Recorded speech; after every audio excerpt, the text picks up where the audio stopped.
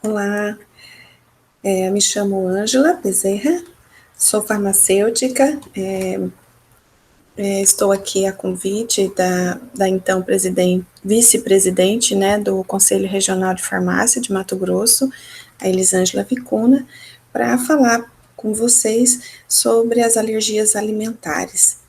Esse convite se deve particularmente porque amanhã, dia 8 de julho, né, se comemora o Dia Mundial da Alergia, e dentro das alergias, né, nós temos as alergias alimentares. Eu vou compartilhar aqui a minha tela de apresentação, mas antes de mais nada, dizer que eu sou farmacêutica também, alguns talvez já me conheçam, né? Podem ter sido meus alunos aí na Unic, no tempo que eu fui docente na Unic.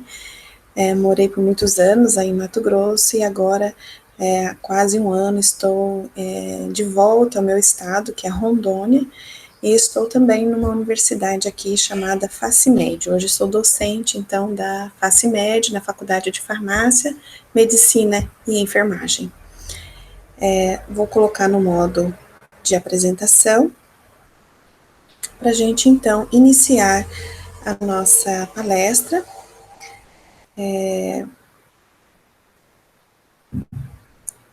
Espero que a gente consiga, num tempo de aproximadamente 1 hora, concluir, né, ou menos, concluir esta palestra.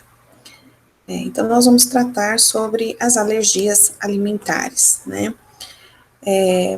Este ano, né, a semana, né, em que se recorda a alergia no mundo foi a semana do dia 28 de junho até o dia 4 de julho, né, então, e o tema que foi abordado particularmente, né, para trabalhar essa temática da alergia foi justamente os cuidados que não devem parar com a presença, né, do coronavírus em nosso meio. Então, este ano, a Semana Mundial das Alergias, né, tem trabalhado essa temática. Porém, o ano passado foi trabalhado, né, nessa Semana da Alergia Mundial, foi trabalhado a alergia alimentar, uma alergia específica, né, dentro deste escopo das alergias, e que tem se tornado um problema global, né, de saúde pública. E também, por conta da comemoração amanhã, dia 8 de julho, pelo Dia Mundial das Alergias, então nós trataremos sobre esta temática. Eu separei, né, a palestra em duas partes, né, nós não iremos nos aprofundar em cada um deles, porém é importante para dar um panorama geral a respeito do assunto para os profissionais farmacêuticos, particularmente os farmacêuticos que estão aí em contato direto com o paciente, né, nas drogarias, nos hospitais, né, na farmácia clínica, né, então esses farmacêuticos precisam, de alguma maneira, entrar em contato com essa temática das alergias alimentares, porque a gente vai ver daqui a pouco, a respeito da epidemiologia, o número de casos vem aumentando, então passa a ser também um tópico em saúde que o profissional farmacêutico precisa ter domínio. Então, na primeira parte, nós vamos tratar sobre a alergia alimentar e a sua diferença com a intolerância alimentar. Então, nós vamos ver os aspectos que diferenciam a alergia alimentar da intolerância. Vamos ver também sobre epidemiologia, conceitos e classificação, como são as manifestações clínicas, quais são os fatores de risco para o desenvolvimento dessas alergias alimentares, e também vamos tratar nessa primeira parte sobre os dois meios de contato, né, com o alérgeno alimentar, que é o trato gastrointestinal e a pele. O trato gastrointestinal provocando a tolerância imunológica, a tolerância oral, que é importante para a gente não não desenvolver as alergias alimentares, e falar sobre a pele como uma barreira cutânea, que se estiver numa condição de atopia, uma condição de dermatite atópica, por exemplo, poderá desenvolver, sensibilizar alergenicamente aos alérgenos alimentares, tá? Então, nós vamos tratar disso também. Num segundo momento, nós vamos falar sobre os próprios alérgenos alimentares, os alimentos que são mais alergênicos, como se dá o diagnóstico dessas alergias alimentares, como deve ser o manejo clínico e quais são os profissionais da saúde e outros profissionais que estão envolvidos. Particularmente aqui nós vamos falar sobre o papel do farmacêutico, como se dá o controle de alérgenos, né, que faz parte do cuidado, a importância do acompanhamento nutricional, é só um esboço sobre este acompanhamento, porque isso não é assunto para a nossa palestra especificamente hoje, mas nós vamos falar um pouco sobre esta importância. Falar também sobre a amamentação, sobre a abordagem da saúde intestinal com imunomoduladores e como se dá finalmente a prevenção das alergias alimentares. Então, nós vamos iniciar essa discussão, essa conversa aqui, falando um pouco sobre o meu relato pessoal, como que eu, Ângela, farmacêutica, me coloquei, né, nessa busca de conhecer melhor sobre as alergias alimentares. Bem, isso se deu por conta de uma alergia alimentar dentro de casa com o meu segundo filho. Né, ele é alérgico alimentar. Hoje a gente sabe que ele é um alérgico alimentar múltiplo. No início a gente teve uma reação, né, anafilática dele com o contato dele com a primeira mamadeira em casa, né, porque a primeira mamadeira dele foi na UTI, não foi leite materno, foi leite de mamadeira na UTI, de fórmula, e depois em casa, aos 5 meses, com a primeira mamadeira em casa, né, ele teve essa reação. Então, era uma alergia à proteína do leite de vaca. E com a introdução alimentar, né, a gente foi descobrindo outras alergias alimentares. Então, ele desenvolveu alergia ao ovo, alergia ao trigo, alergia a amendoim. Então, atualmente, somente o ovo é que a gente conseguiu essa tolerância oral. Então, hoje ele já consome tranquilamente o ovo, mas ele ainda é alérgico ao trigo, às proteínas do leite de vaca e ao amendoim. Então, por isso, eu acabei me aprofundando, né, para poder cuidar melhor, né, da situação do meu filho. E aí a gente tem um grande questionamento a respeito do que é alergia alimentar e se alergia alimentar é o mesmo que intolerância alimentar, né? Então, são termos aparentemente parecidos, né? Mas que são distintos, né? Então, nós temos diferenças entre alergia alimentar e intolerância alimentar. Tanto a alergia alimentar quanto a intolerância alimentar são dois termos que vêm de uma classificação, de um conceito maior que se chama reações adversas aos alimentos. Né? Então, é um termo aplicado a todas as reações que ocorrem após a ingestão de um alimento, independente de sua natureza. Então, independente se a origem é imunológica ou não imunológica, ou mesmo de toxinas. Então, as reações adversas aos alimentos, né, uma classificação maior que traz consigo tanto a alergia alimentar quanto a intolerância alimentar. Então, quais seriam então as diferenças entre alergia alimentar e intolerância alimentar? Basicamente, a mediação do sistema imune.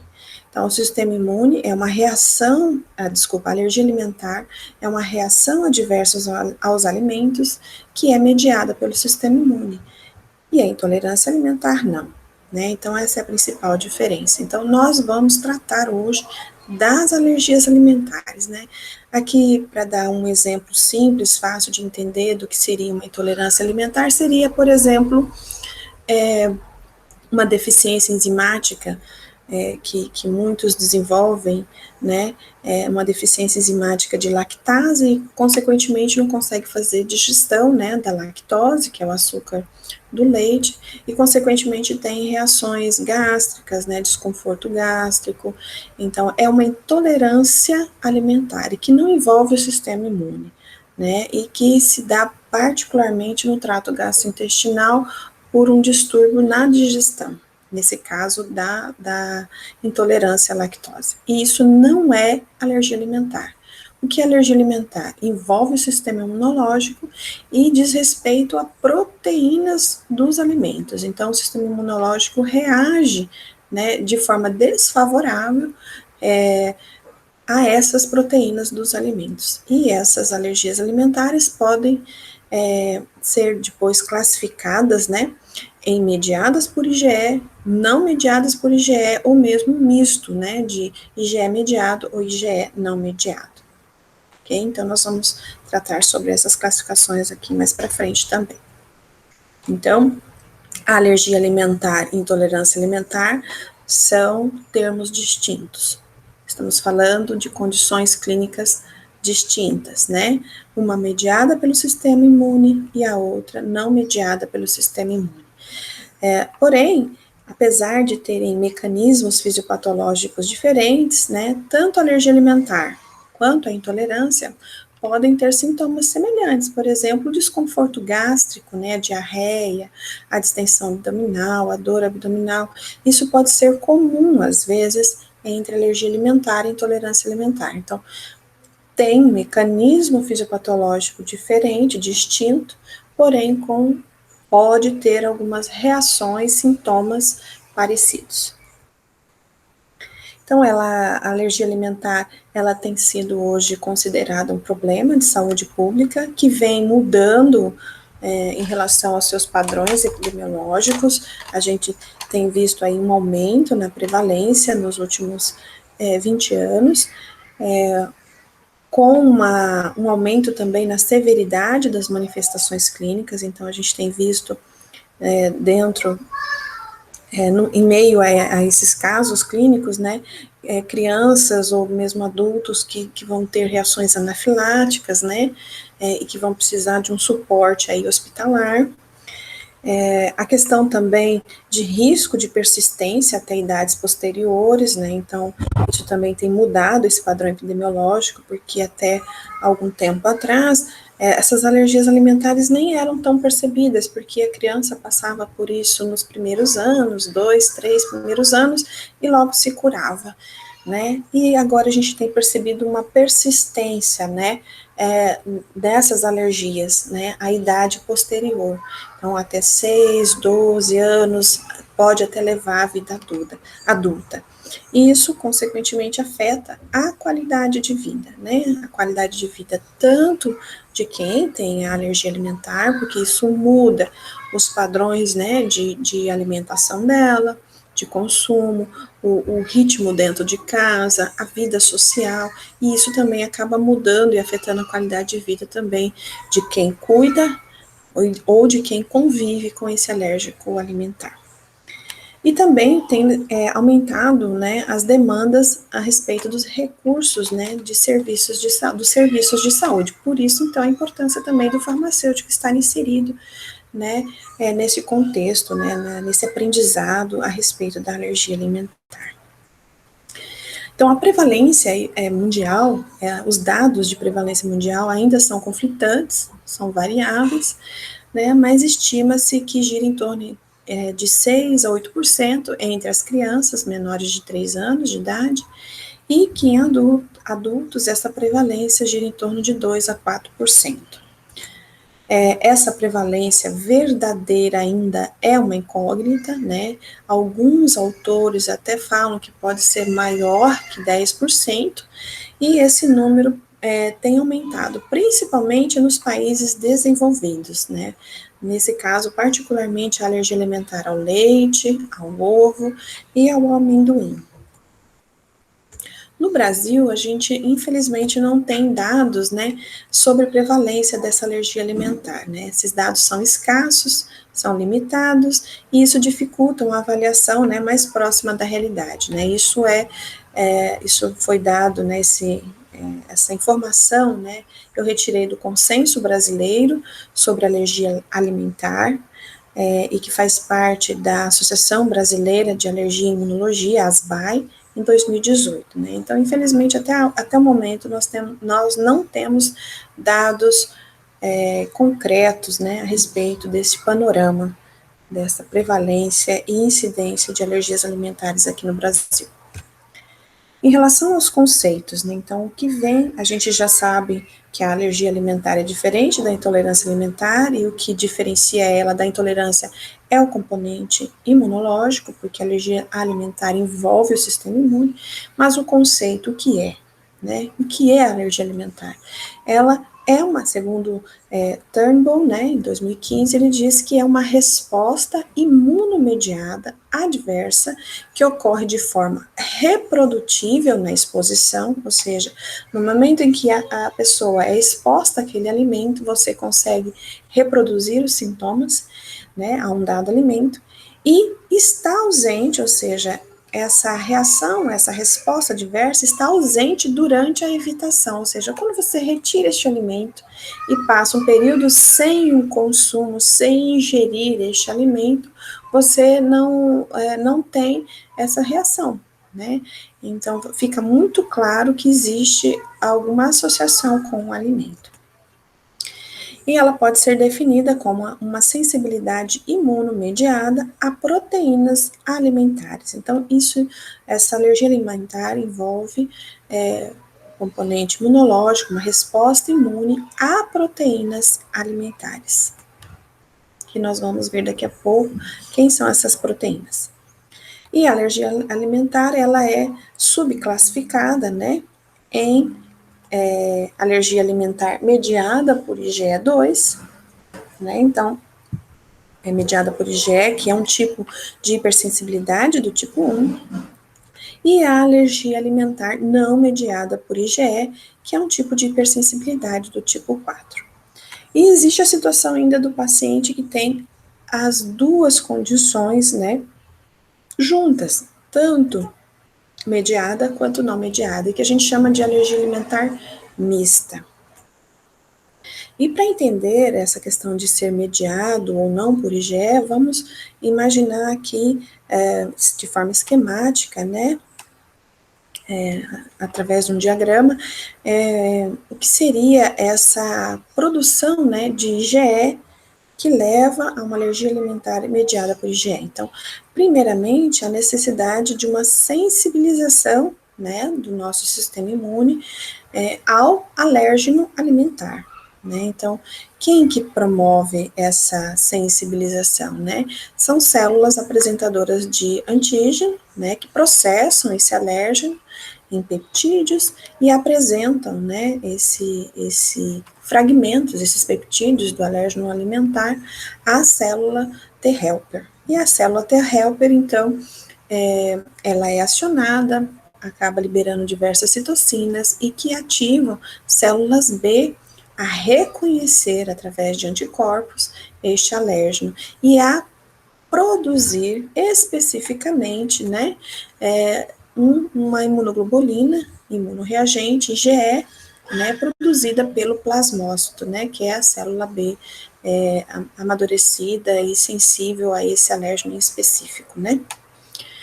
Então, a gente tem aí o IgE, que é liberado pelo plasmócito, e esse IgE sensibiliza a membrana, né, de uma célula efetora, principalmente mastócito, mas pode ser também basófilo, e num segundo momento, num segundo contato, né, da pessoa com esse alérgeno alimentar, esse alérgeno alimentar, então, vai deflagrar, por conta da presença desse IgE na membrana, vai deflagrar a degranulação dessa célula efetora mastocitária, né, liberando aí um grande conteúdo de componentes inflamatórios, particularmente a histamina, né? E isso gera principalmente reações agudas, né, a respeito dessa alergia alimentar. Então, a gente falou da alergia alimentar mediada pela IgE e que a gente conhece como uma hipersensibilidade do tipo 1, e que envolve, então, IgE e envolve uma célula efetora chamada mastócito. A outra classificação da alergia alimentar é a não mediada por IgE, e que é classificada como uma hipersensibilidade do tipo 4, particularmente tipo 4B, e que envolve, né, a ativação de células T helpers, né, produtoras de citocinas, que vão ativar na sequência, né, vão sensibilizar na sequência uma outra célula efetora, que aí são os eosinófilos, né? Então, de uma maneira mais tardia, né, são os eosinófilos os responsáveis pela manifestação clínica desse tipo de alergia alimentar. E a mista, né, já vai ser uma reação mais complexa que envolve a sobreposição, tanto da hipersensibilidade tipo 1 quanto tipo 4 juntas. Então, na alergia alimentar, é necessária essa primeira exposição, que não provoca sintoma nenhum, porém que gera a produção de IgE e mastócitos sensibilizados, né, na sua membrana com esses IgEs. E numa exposição subsequente, nós vamos ter uma degranulação mastocitária aguda, né, uma reação, uma manifestação clínica imediata com sinais e sintomas agudos, inclusive podendo levar a um choque anafilático. E na não mediada por IgE, também é necessário uma primeira exposição, né, mas aí envolve uma sensibilização alergênica de linfócitos TH2, produção de citocinas e sensibilização de eosinófilos, que numa condição mais tardia vai gerando uma inflamação eosinofílica do trato gastrointestinal, com sinais e sintomas de início tardio, envolvendo preferencialmente o trato gastrointestinal. Quais são as manifestações clínicas dessas alergias alimentares? Isso vai depender do tipo de alergia alimentar. Se a alergia alimentar é do tipo mediada por IgE, a gente tem um número maior possível de manifestações clínicas. Então, quando é mediada por IgE, a alergia alimentar, ela pode ter um rol, né, de manifestações clínicas maior. Então, a gente tem desde urticárias, né, angioedema, mas também outros problemas, né, na pele, como o rash morbiliforme eritematoso, o eritema, né, o flushing, rinoconjuntivite alérgica, broncoespasmo agudo, então pode ter dificuldade respiratória por conta desse broncoespasmo, né, algumas crianças desenvolvem a síndrome da alergia oral, né, que é uma irritação ao redor da mucosa oral, então você vai ter a boca, né, que fica avermelhada, cheia de bolinha, a língua pode ficar pinicando, pode dar coceira, né, na garganta, né, uma sensação de desconforto. E se for numa situação mais grave, né, a gente pode ter até uma reação anafilática com trancamento de glote e tudo mais. Além de sintomas cardiovasculares quando é a reação anafilática em si, tá? Enfim, é uma miscelânea, né, pode ter também uma miscelânea de manifestações clínicas, inclusive com contrações uterinas. Já na não mediada por IgE, a gente tem manifestações clínicas, como, por exemplo, dermatite herpetiforme, dermatite de contato. Então, você tem aquele problema de pele e não associa aquilo a uma alergia alimentar. Mas você percebe que aquele problema se agrava quando você ingere tal alimento, né? Então, é uma manifestação clínica na pele. Nós temos também uma manifestação clínica no sistema respiratório que pode ocorrer, que é a hemociderose pulmonar induzida por alimentos, que é uma condição em que ocorre depósito, né, por conta de extravasamento mesmo, né, de sangue através dos capilares pulmonares, esse sangue se deposita, a hemoglobina acaba se transformando em hemosiderina, e posteriormente isso pode se transformar em depósito de ferro, né, no pulmão. Então, isso é uma condição que requer um cuidado, né, arriscado, perigoso, e que é uma manifestação clínica da não mediada por IgE. E no trato gastrointestinal, a gente pode ter as síndromes, né, enterocolites, proctocolites, enteropatias, induzidas por essas proteínas, né. Por exemplo, essa síndrome enterocolite induzida por proteína alimentar, ela é muito comum com arroz, né. Então, você vê um alérgeno alimentar pouco difundido, pouco conhecido. A gente pensa em alergia alimentar, a gente lembra de leite, a gente lembra de amendoim, do ovo. Pouco se fala sobre essa enterocolite, né, induzida por proteína alimentar, particularmente proteína do arroz, né, mas existem pacientes que têm esse tipo de alergia. Até a própria doença celíaca também pode ser considerada, né, uma manifestação não mediada por IgE, que provoca um processo inflamatório, né, ao longo do trato gastrointestinal e também outros órgãos, porque não afeta só o trato gastrointestinal. E que diz respeito ao trigo, né? Ao glúten, que é uma proteína que está presente no trigo.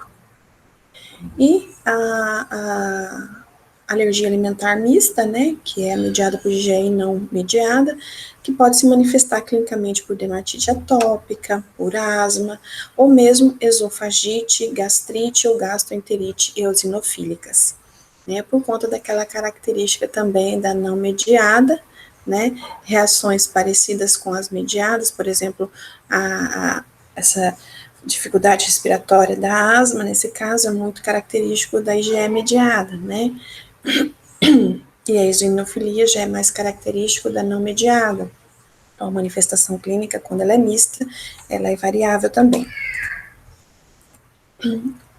Alguns sintomas que podem surgir também, né, particularmente quando a gente fala dos lactentes, das crianças, né, dos bebezinhos, a gente pode observar, por exemplo, sangue nas fezes, vômitos em jato, vômitos frequentes, né, assaduras, né, diarreia explosiva, né, fissura anal, então a criança você não consegue, você passa pomada de assadura, cuida e ela vive assada, muito irritada, criança que não dorme bem, que chora muito a noite inteira. A gente sabe que existe a criança no começo, ela tem as cólicas, isso é normal, mas existe um limite também, né? Então a gente tem que ter uma sensibilidade em relação a isso e começar a observar, será que é o que eu estou comendo e está indo para o leite, está aumentando esses sintomas, né?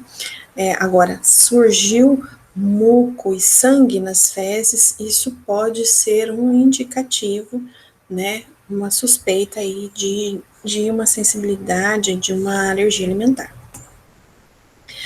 Mas, afinal, o que pode, né, causar a alergia alimentar?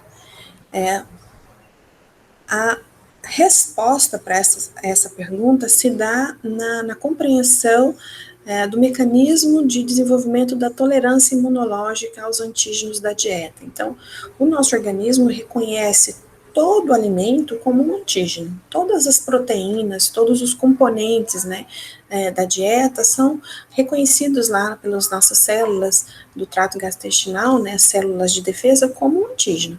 Só que a gente desenvolve ao longo do tempo, né, uma tolerância imunológica. A gente não tem uma reação alérgica por conta disso, porque a gente desenvolve tolerância oral. Então, quando ocorre uma quebra nessa tolerância imunológica, a gente tem uma alergia alimentar, né? Então, o que a gente fala é fatores de risco. Então, não é uma causa que leva à alergia alimentar, mas sim fatores de risco que promovem essa quebra de tolerância imunológica. Então, são vários esses fatores, e a gente poderia, assim, didaticamente, como esse trabalho, né, esse artigo traz, né, didaticamente dividir esses fatores de risco em exposição pré-natal, perinatal e pós-natal, né? E que envolve vários fatores. Eu vou abordar somente alguns deles, né? Porque a gente não tem muito tempo também para falar de cada um deles com profundidade aqui hoje, né? Mas eu vou falar de alguns desses, né? Então, por exemplo, histórico familiar, né? É um fator de risco pré-natal. Então, se essa criança tem pai e mãe, ou pai ou mãe, né, que tem rinite, tiveram asma na infância, bronquite, tiveram também alergia alimentar, tem dermatite atópica. Então, esse histórico de alergias é um fator de risco para o bebê, né, desenvolver alergia alimentar. Um outro fator de risco diz respeito ao gênero. Aí vai depender da idade, né? Na infância, né, quem tem mais risco são os meninos, né? A incidência é maior entre os meninos. Já na adolescência e vida adulta, né, a incidência maior é entre as meninas. Então, a alergia alimentar, quando ela se desenvolve, ela aparece, surge mais na adolescência ou na vida adulta, essa incidência ela é maior entre as meninas. Em relação à etnia, né, asiáticos e africanos também tem um fator de risco aí um pouco aumentado em relação a outras etnias.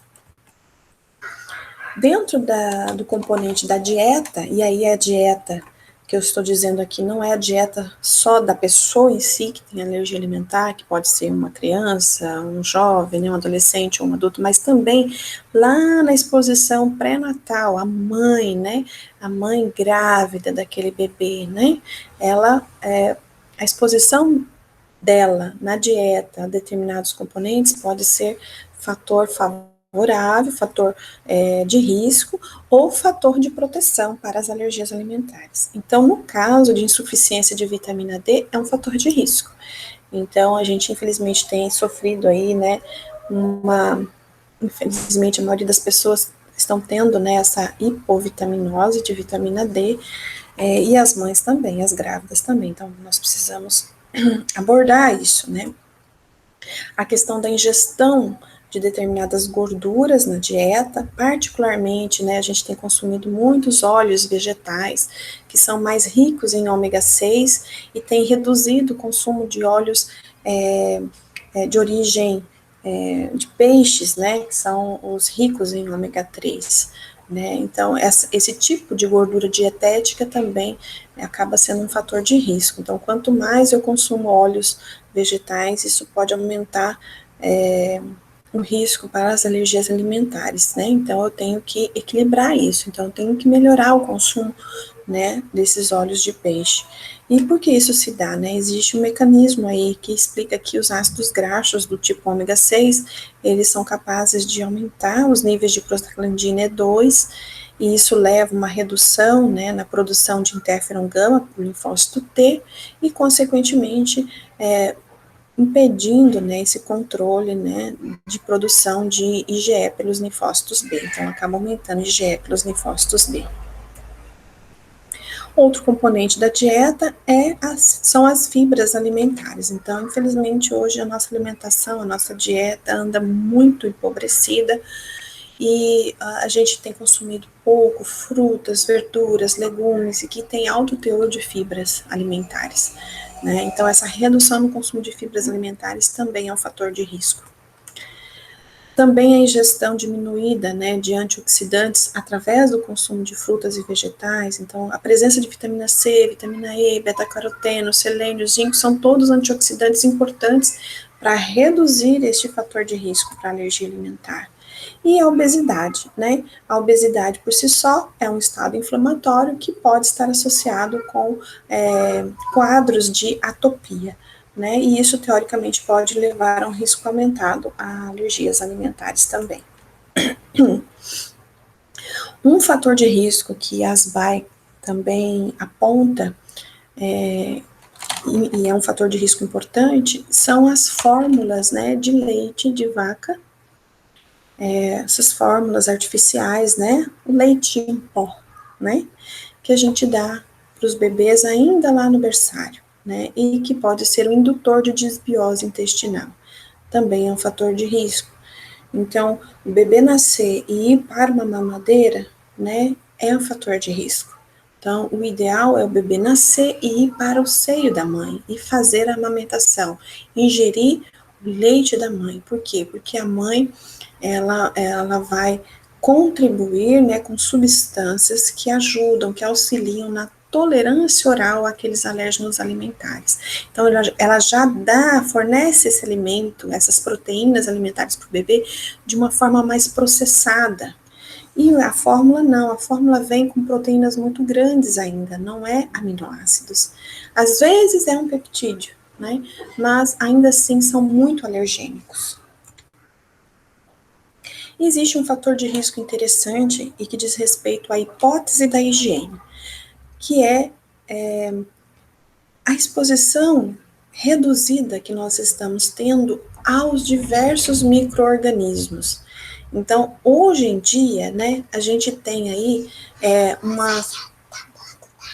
Hoje em dia, a gente tem famílias, né, cada vez menores, com menos filhos, né, às vezes o casal só tem um único filho, então esse filho não tem contato, às vezes, com um primo, né, com outro irmão, ou com uma família um pouco maior, e isso reduz, por exemplo, a população microbiana que ele tem contato.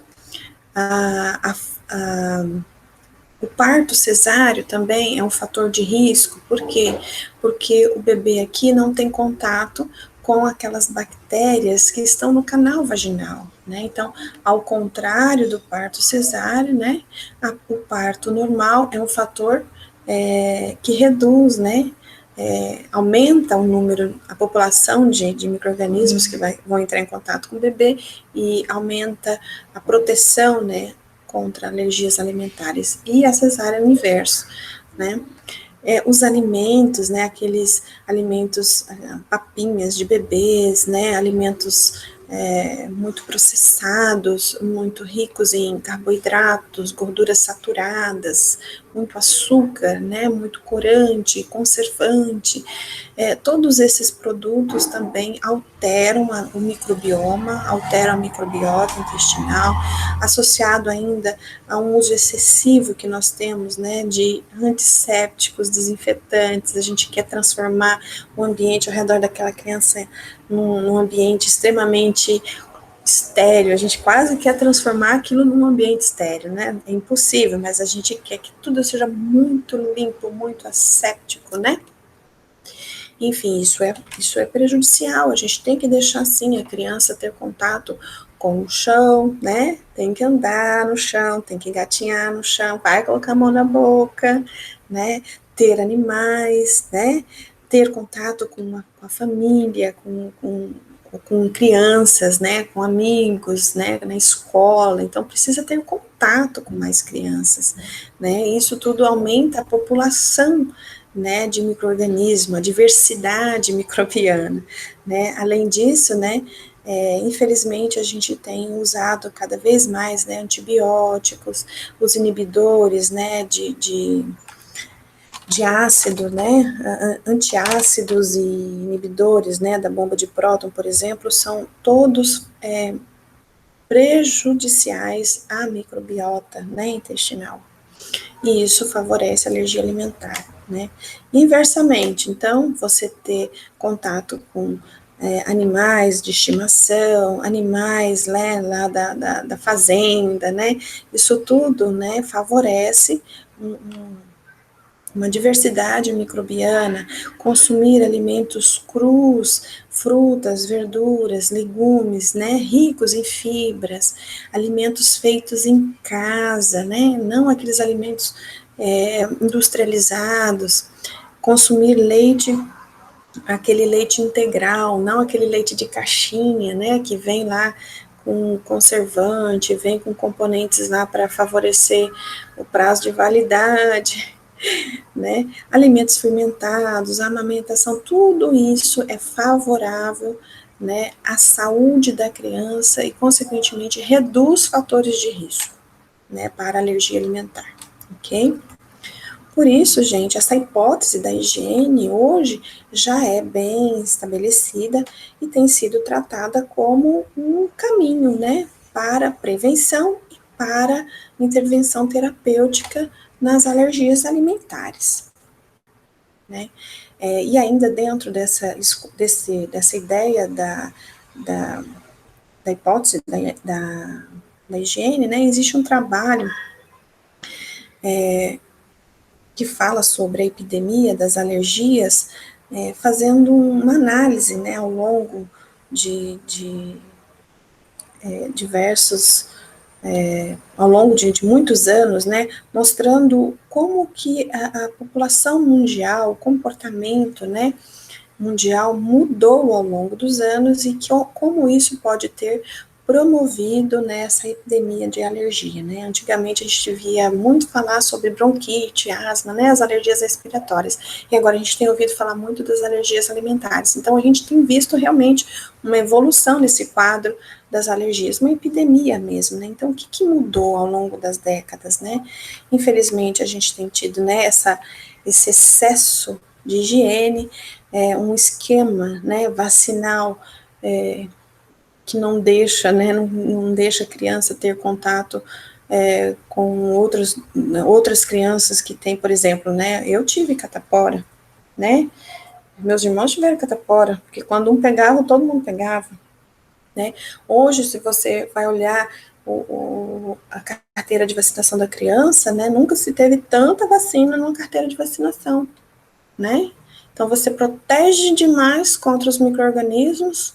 Eu não sou contra aqui algum esquema vacinal básico, né? Mas estou falando dos excessos, né? Mas que tudo tem que ser protegido, né? Vamos proteger as crianças de tudo quanto é micro-organismo, né? Então, isso tudo leva a, um, a um estímulo, né, imunológico, e que pode levar a essas condições de alergia. O entretenimento, infelizmente, hoje está mais concentrado em ambientes fechados, as crianças estão ficando mais horas sentadas, menos tempo ao ar livre, a casa, né, o que a gente tem nas casas, né, como decoração, sofá, armário, cortina, né, a gente quase não tem mais aquele contato com o meio, ao ar livre, né, e atividades físicas, né, as crianças corriam muito, mudanças na dieta, né, e a gente tem tido, então, uma maior exposição aos alérgenos domésticos. A gente não tem tido contato com esses alérgenos do meio ambiente, fora de casa, né? Então, tudo isso provocou mudanças no microbioma e a gente sabe, então, que a exposição no início da vida a fontes ricas e diversificadas de populações microbianas tem papel protetor em relação a essas alergias. Em relação ao trato gastrointestinal e à tolerância imunológica, né, a gente sabe, então, que é importante, né, que a gente mantenha uma microbiota intestinal variável, né, a gente tem que ter diversos componentes, né, microbianos no nosso intestino, uma diversidade microbiana, porque essa diversidade microbiana promove a produção, né, de produtos de degradação, né, desses micro-organismos que são favoráveis a desenvolvimento dessa tolerância imunológica e também fatores dietéticos. Então, quando a criança tem contato com alimentos ricos, né, com diversos tipos de alimentos, não só um tipo específico de alimento, né, isso gera o que a gente chama de tolerância oral, particularmente por conta de uma célula chamada célula T reguladora. Então, por conta dessa diversidade microbiana, né, e por conta dessa composição e função da microbiota, a gente desenvolve esse estado de não reatividade local e sistêmica do sistema imunológico, né, por conta do antígeno alimentar que a gente consumiu por via oral, ok? Então, essa tolerância oral ela é mantida à custa de uma reação imunológica de supressão contínua via célula T reguladora. Por isso, então, a gente conclui, né, que a maior diversidade de alimentos na infância pode ter efeito protetor sobre a sensibilização alimentar, bem como prevenir a alergia alimentar. E também a microbiota intestinal pode, então, ser considerada um alvo potencial para intervenções preventivas e terapêuticas contra a alergia alimentar. E ao inverso do trato gastrointestinal, nós temos a pele, né? Por via oral, né, a gente tem o desenvolvimento dessa tolerância oral, né, via células T reguladoras que a gente falou ali atrás. Né? Então, é importante, sim, que a criança tenha contato com diversos tipos de alimento, né, a partir do momento que ela está na idade, né, de introduzir com os sólidos, é importante que a criança tenha uma variedade de alimentos para desenvolver, e desenvolvendo essa tolerância. Porém, se a criança tem uma pele atópica, ou seja, uma pele característico, né, de quem tem alergia, essa pele, ela tem uma característica permeável, né, você tem um rompimento da barreira, né, dessa epiderme, e isso leva a uma exposição, né, às células de defesa que, em vez de desenvolver uma tolerância ao alérgeno alimentar, desenvolve uma alergia, né, então, contrário ao trato gastrointestinal, a pele, que é o segundo lugar de contato com os alimentos, né, porque quem que não entra em contato com o alimento? É na manipulação, né, na hora de fazer, na hora de comer, a criança mesmo, ela pega, ela se lambuza, ela come com as mãos, ela come com o rosto, ela come com o corpo, né, e isso, então, atinge a pele dela, se ela tem uma pele atópica, isso vai estimular mais a alergia alimentar. Tá? Tanto que tem um trabalho que mostra que crianças que têm dermatite atópica, aqui em vermelho, a maioria que tem dermatite atópica desenvolve alergia alimentar até os 2 anos de idade, né? Então faz sentido também não cuidar só do alimento em si que provoca alergia, mas também cuidar da pele. Bem, essa foi a primeira parte. Eu vou tirar aqui a nossa tela de apresentação e vou colocar a próxima tela de apresentação, que é da nossa segunda parte, tá? Para dar sequência para a gente concluir.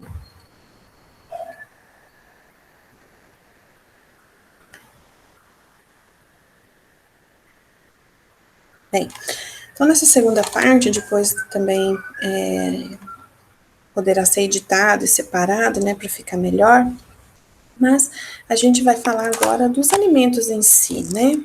Esses alimentos que provocam alergia. Atualmente, a gente conhece 8 principais alimentos, né, que são responsáveis por até 90% dos casos de alergia alimentar.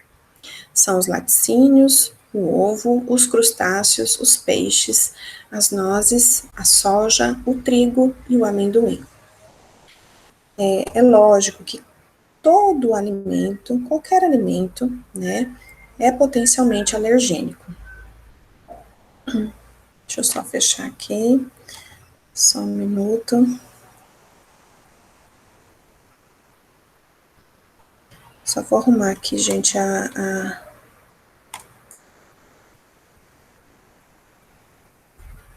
não consegui mexer aqui. Então, qualquer alimento, ele é potencialmente alergênico, mas esses 8 alimentos são os mais envolvidos nessas alergias alimentares. E o que vem a ser o alérgeno alimentar, né? São antígenos com capacidade de desencadear uma resposta imunológica adversa no indivíduo que foi sensibilizado. Esse alérgeno alimentar é qualquer proteína, incluindo proteínas modificadas e frações proteicas, que são derivadas dos principais alimentos que causam alergias alimentares. Esses alérgenos alimentares, alguns deles, né, causam essas reações alérgicas quando ingeridas cruas, mas a maioria, né, mesmo que esteja cozido, né, ainda assim provocam, né, desencadeiam essa resposta, né. Então, por exemplo, né, nesse caso aqui desses que são alérgenos quando ingeridos crus, né, a gente tem o caso, por exemplo, da maçã. Algumas crianças desenvolvem alergia à maçã, e quando cozinha a maçã, né, ou a banana, né, diminui esse potencial alergênico. Isso é uma característica que pode estar presente em determinadas crianças com alergia alimentar. Mas a maioria, mesmo depois de cozinhar, desculpa, esse alimento ele vai continuar provocando alergia alimentar. Quem são essas proteínas que a gente chama de alérgeno alimentar? Vai dependendo do alimento. E cada alimento tem o nome de suas proteínas, né? Então, aqui eu vou falar de algumas apenas. Por exemplo, do leite de vaca, nós temos as caseínas, né? A alfa, beta, caseína, principalmente, né? As proteínas do soro, do leite, como a beta-lactoglobulina e a alfa-lactoalbumina, né? São proteínas, tem crianças que têm alergia só às caseínas, tem crianças que têm alergia só às proteínas do soro, tem crianças que têm alergia a todas essas proteínas do leite, né? O caso do meu filho, ele tem alergia a alfa-caseína, a beta-lactoglobulina e alfa-lactoalbumina. Crianças que têm alergia ao ovo, ela pode desenvolver essa alergia a uma dessas proteínas, né, albumina, ovoalbumina, ovomucoide, etc., ou a proteínas da clara, ou da gema, ou do plasma desse ovo, conforme a proteína, você pode fazer, depois a gente vai falar de diagnóstico, né, algumas crianças desenvolvem mediado, né, por IgE, e aí você consegue detectar especificamente esse IgE no sangue, ou não. Peixes, né, as parvalbuminas, os crustáceos, que são as tropomiosinas. Então, isso são as proteínas que provocam deflagram essa alergia alimentar. E aí tem outras também, né, nas leguminosas, no trigo, na soja, no amendoim. Essas proteínas, elas, em maior ou menor grau, pode ter risco de reação cruzada com outros alimentos. Né? Então, eu vou citar aqui só alguns, por exemplo, né? Quem tem alergia a camarão pode ter alergia também ao caranguejo, né? Esqueci o nome desse, Jesus amado. Lagosta, né? Então, quem tem alergia a camarão pode também ter alergia ao caranguejo e à lagosta, né? E essa reação, esse risco de reação cruzada é de até 75%.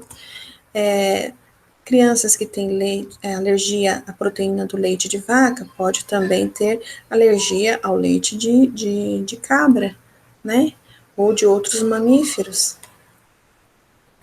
Crianças que têm alergia a pólen pode desenvolver alergia a algumas frutas, como maçã, a pera, né? Melão. Existe aqui um risco de reação cruzada interessante, e que nos leva a ter cuidados, né, redobrados, que é alergia ao látex, por exemplo, pode ter reação cruzada com alergia a frutas como kiwi, banana, abacate, e o inverso também é verdadeiro, né, quem tem alergia a kiwi, ao abacate ou à banana pode ter uma reação cruzada com o látex, né, das luvas. Como se faz o diagnóstico? O diagnóstico é principalmente clínico, baseado em sintomas. Então, você precisa ter um recordatório alimentar associado a sintomas. Então, você tem lá a mãe ou a pessoa que tem essa alergia alimentar, ela tem que registrar, né, de alguma maneira, o que ela come e o que ela sente. Né? Porque ela já percebeu que existe alguma associação, mas o que é o alimento que está provocando isso, né? E aí você tem que suspender aquele que é o suspeito, né, de provocar aquela alergia alimentar. E normalmente se suspende isso por 14 dias. E se esses sintomas regridem, quando você introduz novamente e o sintoma volta, isso normalmente fecha, né, o diagnóstico, tá? Associado com todo o sintoma, lógico, né? E com o auxílio de um médico, né? Normalmente é um médico alergista, às vezes vai envolver o gastro, né? Vai envolver um pediatra, tá? O diagnóstico laboratorial, ele só é auxílio, ele não fecha o diagnóstico em si, até porque, por conta de ter a alergia mediada por IgE e a não mediada não aparece nos exames laboratoriais. O que aparece são suspeitas, né, em alguns dados, a gente vai falar sobre isso. Agora, quando é IgE mediado, aí sim, IgE mediado você consegue detectar especificamente o IgE para aquela determinada proteína, né, do leite ou do trigo, né, então o médico vai escrever o nome dessa proteína específica, né, que ele quer pesquisar, tanto em vivo, fazendo testes cutâneos, quanto in vitro, com a dosagem desse IgE no sangue. O hemograma, ele não é útil para diagnóstico, ele só serve para detectar complicações associadas à alergia alimentar. Por exemplo, a presença de anemia ferropriva, né? Então, normalmente quem tem alergia alimentar, se não estiver tendo um acompanhamento nutricional adequado e não estiver fazendo uma dieta alimentar que reponha o que ela está perdendo, né, por conta da condição da alergia, ela pode desenvolver a anemia ferropriva. Pode surgir também eosinofilia, quando é alergia não mediada, né, por IgE, e que é do tipo, hipersensibilidade do tipo 4, pode surgir, né, essa eosinofilia, mas não fecha diagnóstico. O que fecha diagnóstico nesse caso aqui é endoscopia e biópsia do tecido acometido, né, por esse do tecido acometido por essa alergia alimentar, que pode ser o esôfago, o estômago, ou mesmo estômago e intestino, né? Então, a gente tem o caso de esofagite, gastrite, gastroenterite eosinofílica. O IgG não tem evidências, né, a respeito de respaldo, não há respaldo científico, a ASBAI é contra, né, dosar IgG para isso, não funciona, e o uso de marcadores genéticos também apenas para prognósticos. A questão de resolução, probabilidade de resolução, né? Tem cura para alergia alimentar? Isso vai depender do alimento, né? Que você tem alergia alimentar.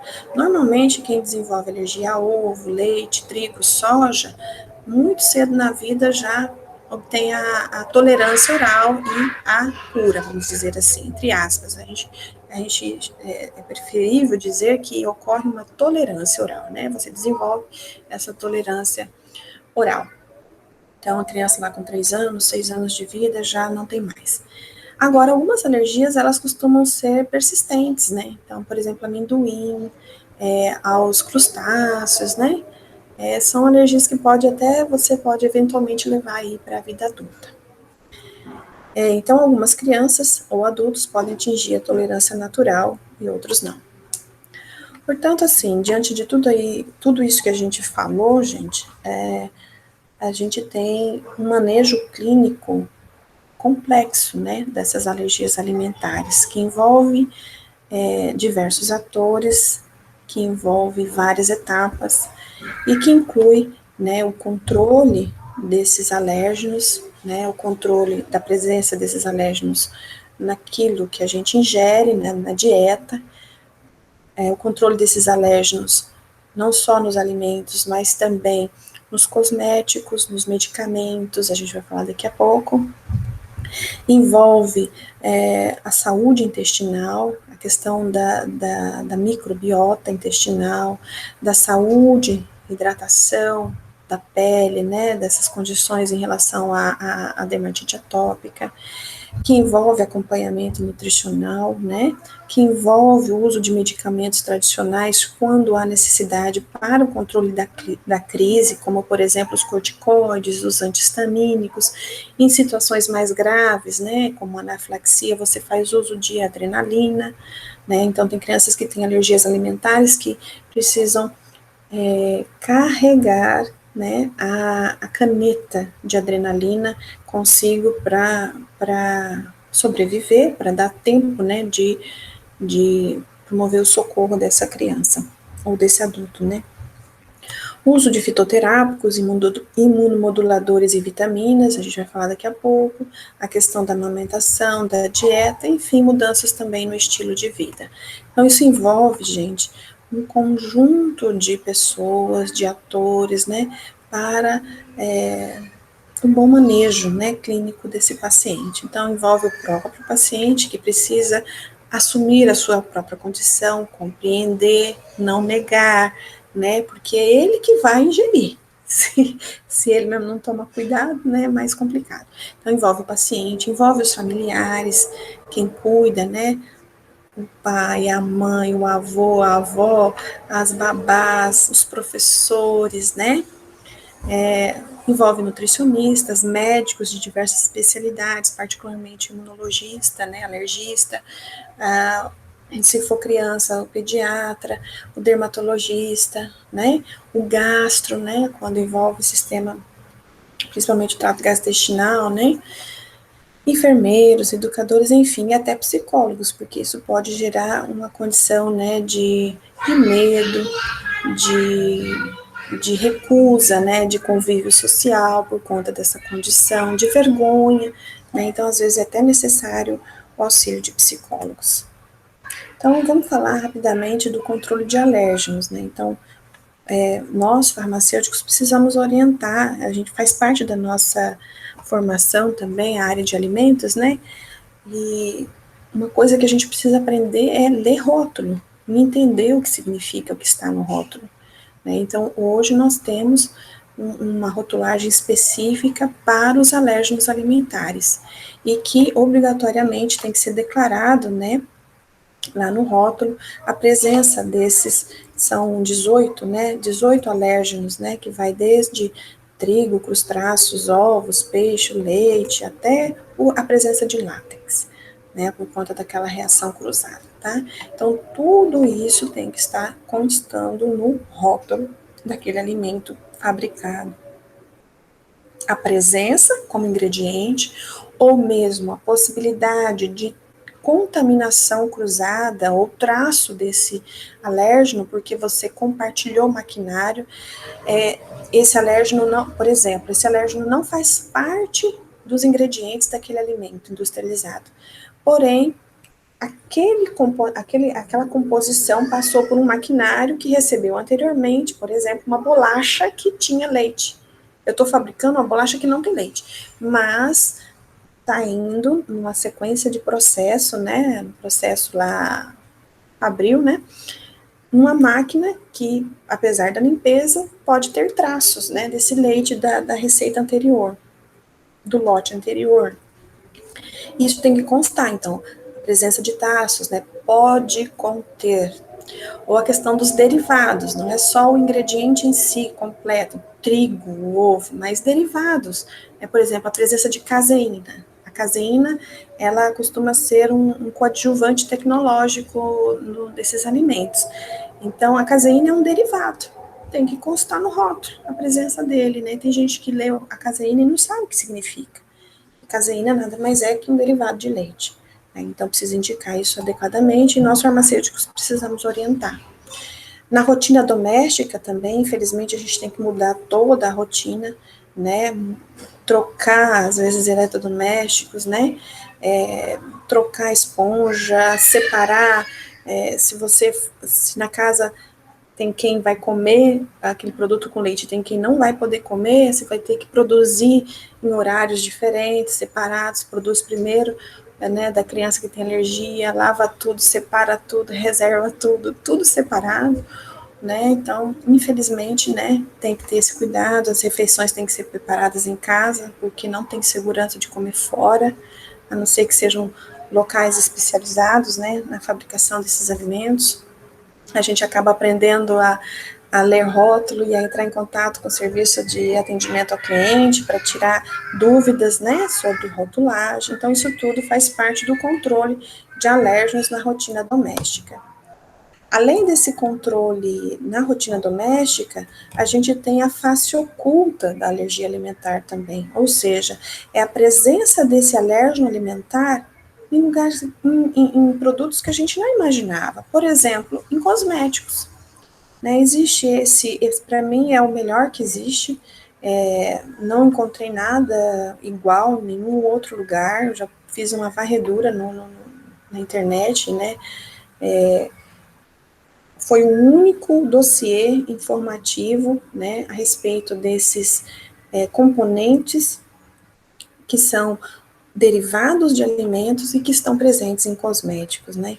Então, é um dossiê, depois se alguém tiver interesse de ter, ele está em espanhol, da Espanha, é um produto que é um dossiê elaborado, né, por essa Immunitas Vera lá na Espanha, e que traz diversas substâncias, né, procedentes de leguminosas, procedentes do leite, procedentes de peixes, do ovo, enfim. É um dossiê, eu só trouxe aqui o do leite mesmo, só para dar uma mostrada para vocês. Vocês sabem que os cosméticos, né, os ingredientes vêm tudo escrito pela denominação internacional, escrito em inglês. Então, muitas vezes você olha aquilo ali, passa batido e não percebe que aquilo ali, né, é um alérgeno alimentar. Olha aqui, ó, caseína, né, ó, leite de cabra, né. Então, isso tudo, cada um desses componentes, né, é substância que foi derivada de leite, né. Então, se a criança tem alergia à proteína do leite e tem contato com esses cosméticos, pode agravar a dermatite atópica e agravar a sensibilização alérgica. Se lembra que a pele, em vez de favorecer a tolerância oral, favorece a sensibilização alérgica. Aqui eu queria trazer um exemplo que é o Dermacide. Você vê um sabonete infantil, Dermacide infantil, para banho do bebê, né? Estou falando aqui como relato pessoal, eu dava banho no meu filho com isso aqui e não tinha ideia de que isso poderia ser o responsável pelo quadro dermatológico que ele estava tendo. Ele vivia empolado, vivia se coçando, né? E quando eu descobri que o Dermacide tinha, né, soro de leite, lactoserum, né? Quando eu descobri isso, eu tirei o Dermacide, né? E mudei o sabonete, procurei um menos abrasivo, que não tivesse nenhuma proteína alimentar, inclusive muitos têm proteína do trigo, né? Ou soro, né? Soro não, é proteína do trigo, né? E também aqui proteína do soro de leite, então isso aqui tem que ser observado. E nós farmacêuticos sabemos orientar sobre cosméticos também. Outra face oculta da alergia alimentar está nos medicamentos e nas vacinas, né? E aí isso diz respeito ao uso racional de medicamentos, gente. A gente não pode se furtar, né, a orientar o paciente que tem alergia alimentar sobre isso. Porque o uso racional de medicamento diz respeito ao uso seguro. Então, se na bula não está descrito, né, que ali tem um alérgeno alimentar, nós devemos saber orientar, porque a gente sabe reconhecer os ingredientes ali, os excipientes, né, normalmente está presente nos excipientes. E isso pode ser um risco à vida do paciente que tem alergia alimentar. A gente tem sim uma resolução, né, a 137 de 2003, que traz advertências na bula e embalagem de medicamentos, só que são voltados apenas ao corante tartrazina, quem tem alergia, né, ao corante tartrazina, a presença do glúten, para quem tem doença celíaca, e a presença do açúcar para quem é diabético. Mas, e também, né, da presença de fenilalanina para quem tem aquela condição, né, chamada fenilcetonúria. Agora, para alérgico alimentar, não tem advertência, né? Não existem advertências para esses pacientes a respeito desses alérgenos alimentares nos medicamentos, né? O que a gente tem é apenas uma resolução da Anvisa que é aplicada aos alimentos, né? Que diz respeito à rotulagem dos alimentos. Então, nos alimentos é obrigatório, mas não é obrigatório nos medicamentos, nos cosméticos, produtos de higiene, né? Então, existe um grupo chamado Põe no Rótulo, né? É um grupo de mães, né? Que buscam, né, pressionar, né, uma legislação mais específica para proteger mesmo seus filhos, né, em relação a esses alérgenos alimentares, tanto nos alimentos, mas também em medicamentos, cosméticos e produtos de higiene. Então, aqui eu vou trazer alguns exemplos. Por exemplo, a Novalgina, né? Aqui, ó, Novalgina, dipirona, né, supositório. Normalmente é uso pediátrico, né? O que tem na composição? Nos seus recipientes, lecitina de soja. E aí, quem tem alergia à soja, não pode usar. Salbutamol, né, o aerojet spray, ele tem lá nos seus recipientes lecitina de soja. Você tem alergia alimentar, lecitina de soja, você tem alergia alimentar à soja e vai usar um medicamento, né, com lecitina de soja. Aderogil D3, né, quem tem alergia a amendoim, aderogil D3 gotas é contraindicado. Por quê? Porque no seu recipiente tem óleo de amendoim. O Saridon, né, comprimido aqui, nesse caso, né, uso adulto. Se esse adulto tem alergia à proteína do leite, olha só o desintegrante que existe. Caseína, formaldeído. E vacina. Também as vacinas precisam ser bem observadas, né? Então, existe um caso, por exemplo, tem até um artigo publicado, porque na época foi caso de algumas reportagens tal, e isso depois virou uma publicação, né? Isso aconteceu em 2014, com uma vacina tríplice viral de sarampo, cachumba e rubéola. Não foi só em Santa Catarina, mas aqui o artigo trabalhou isso em Santa Catarina, mas essa vacina foi produzida por uma empresa indiana, né? Foi distribuída no SUS naquele ano e começou a ter casos de reação anafilática após a vacinação. E que essa anafilaxia acontecia principalmente em crianças com alergia à proteína do leite de vaca. A gente chama de APLV. E aí a ASBAI, né, verificou, né, por meio de consulta, a Anvisa verificou que existia a presença de lactoalbumina hidrolisada na composição dessa vacina. E que essa informação não constava na bula, né? Então, para você ver aí a importância, né, também da informação estar presente na bula, né? Nesse caso, nem constava na bula. Existe também a presença, né, de proteína de leite, por exemplo, a caseína, no pozinho, né, que está dentro do látex, da luva, dos balões, né, e existe uma fabricante que desde 2018 não produz mais com essa caseína, né, o látex não é mais fabricado com essa caseína, né, então as crianças não podiam, né, ter contato com esse balão que podia tem inclusive uma reação, um broncoespasmo, né, de soprar aquilo ali. Ele é alérgico alimentar, tem alergia, por exemplo, à caseína. É uma situação grave, porque normalmente a caseína é IgE mediado, então traz uma reação anafilática em potencial.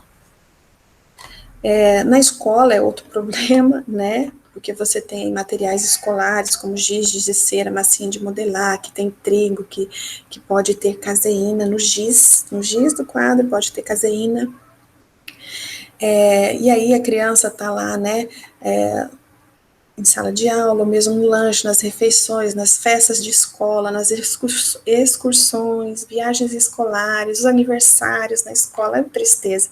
Tudo ali tem a presença daquele alimento que a criança tem alergia. E isso é um grande risco, né? É um drama manter filhos vivos em sociedade que vê alergia alimentar como frescura, né? Então, existe essa reportagem da BBC News que mostra a história, né, dessa criança que acidentalmente ingeriu, né, na sobremesa, na escola, que tinha um alérgeno que ele tinha alergia alimentar e quase veio a óbito, né? Também o acompanhamento, já estamos terminando, tá, gente? O acompanhamento nutricional é extremamente importante, porque, infelizmente, as alergias alimentares provocam um impacto nutricional negativo no crescimento, na percepção do paladar, que pode ser alterada, né? A criança então fica um pouco restritiva, pode ter um efeito a longo prazo nas preferências e escolhas alimentares. Então, se a gente não atuar cedo, não ter um acompanhamento nutricional cedo, se a mãe não tiver disposição, se aquele que cuida não tiver disposição de fornecer alimentos variados logo cedo para essa criança vai ficar muito restritiva. Eu coloco o caso do meu filho, por exemplo, ele hoje, por conta da alergia alimentar, eu acho que isso mudou a alimentação de todos em casa, todos nós acabamos melhorando, né, a nossa dieta. Então, ele senta e ele come fruta, verdura, legumes, coisas que outra criança na idade dele não come. Por quê? Porque logo cedo ele foi colocado em contato. Então, ele não, tadinho, ele não pode comer um bolo com trigo, mas ele come outras coisas, ele come muita fruta, muita verdura, come bolo sem trigo, né? Então, o acompanhamento nutricional garante, né, que a criança não venha a ter um consumo inadequado de nutrientes, né, e acabe tendo aí baixo peso, dificuldade de crescimento e tudo mais. Então, é importante esse acompanhamento nutricional, né, para que a criança cresça saudável. Faz parte também do acompanhamento nutricional as orientações, né, a mãe a respeito da amamentação. Amamentar é sinônimo de desenvolvimento de tolerância oral. Então, a mãe que tem bebê com alergia alimentar não deve suspender a amamentação. Pelo contrário, ela deve promover a amamentação por mais tempo possível, né? Recomendado até 2 anos, né? O indicado seria até 2 anos de amamentação para ajudar essa criança, né? E não só porque a amamentação promove, né, uma tolerância oral, aí, que envolve a questão das células T reguladoras, mas também na amamentação a gente fornece para a criança tanto pré-bióticos quanto probióticos que favorecem a imunidade intestinal da criança. Então, a situação da amamentação vai depender se você tem um filho alérgico ou não. Então, se o filho tem alergia alimentar, a amamentação previne alergia alimentar. Se o filho não tem alergia alimentar, a amamentação também previne alergia alimentar posterior. Agora, quem tem alergia, o filho, né, com alergia alimentar e amamenta, deve excluir aquele alérgeno alimentar? A mãe deve excluir o alérgeno alimentar? Ela deve parar de comer, por exemplo, tomar o leite, comer o queijo, o requeijão, porque o filho tem alergia à proteína do leite? Sim. Para quem tem um filho alérgico alimentar, sabidamente alérgico alimentar àquela proteína do leite, deve fazer a exclusão do leite, né, ou do outro alérgeno alimentar. Agora, se a mãe amamenta um bebê que não tem alergia alimentar, ela não deve fazer a dieta de exclusão. Por quê? Porque o bebê tem que ter o mais cedo possível contato com esses alérgenos alimentares pela amamentação para desenvolver mecanismos de tolerância. Para promover a saúde intestinal, a gente tem os imunomoduladores, particularmente aminoácidos como a glutamina, mas também os ácidos graxos, né, de cadeia curta, ácidos graxos poliinsaturados, ricos em ômega 3, e também o uso de probióticos, pré-bióticos e simbióticos. Todos esses imunomoduladores, né, promovem a homeostasia da barreira intestinal, consequentemente, a saúde intestinal. E hoje a gente sabe que cuidar da microbiota intestinal, isso afeta a saúde do trato gastrointestinal, afeta a saúde do sistema nervoso central, do sistema nervoso autônomo, do sistema imune.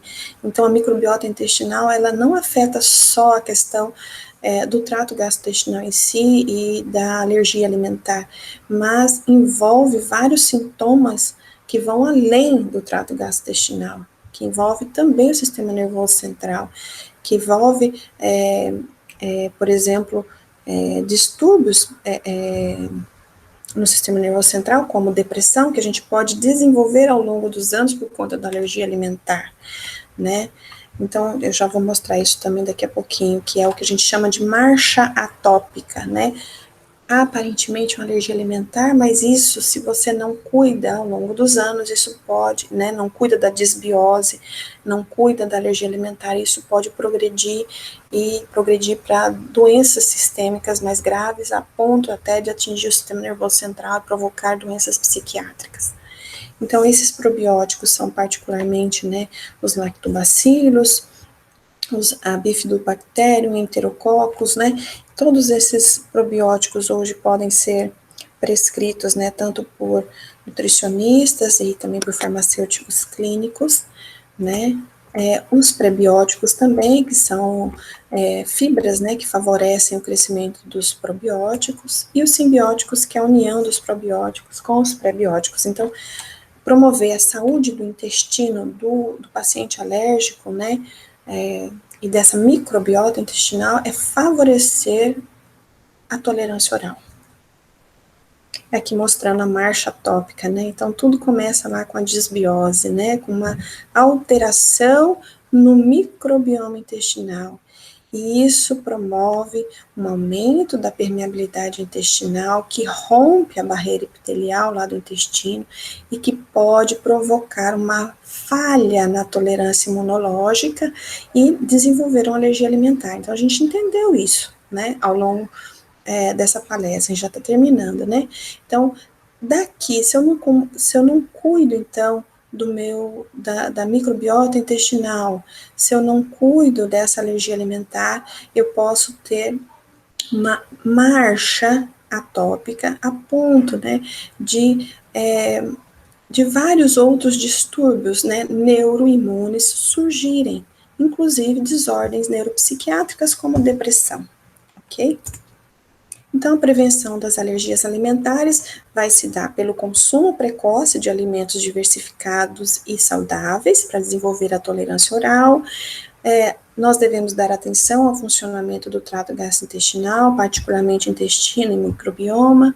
Devemos ter cuidados, né, com a pele atópica e promover um estilo de vida saudável, né, com menos TV, menos eletrônicos, mais exercícios, atividades ao ar livre, convivência com outras crianças, convivência com animais domésticos, enfim, tirar a criança da bolha de proteção higiênica e deixar a criança ser criança.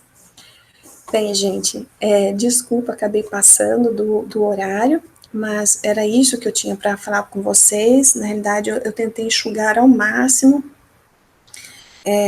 Eu teria muito mais a falar, a gente poderia aí extravasar e falar, né, tem tópicos, né, que a gente abordou aqui, que só o tópico em si, né, falando, por exemplo, da microbiota intestinal na alergia alimentar, só esse tópico daria uma outra palestra, né? Então, a gente teve que falar de forma geral sobre esse assunto, espero que tenha contribuído com a compreensão sobre as alergias alimentares e que possa auxiliar, né, na atuação de vocês como farmacêutico clínico, ok? Se alguém tiver dúvida, pergunta, algum comentário, que vocês possam me enviar um e-mail.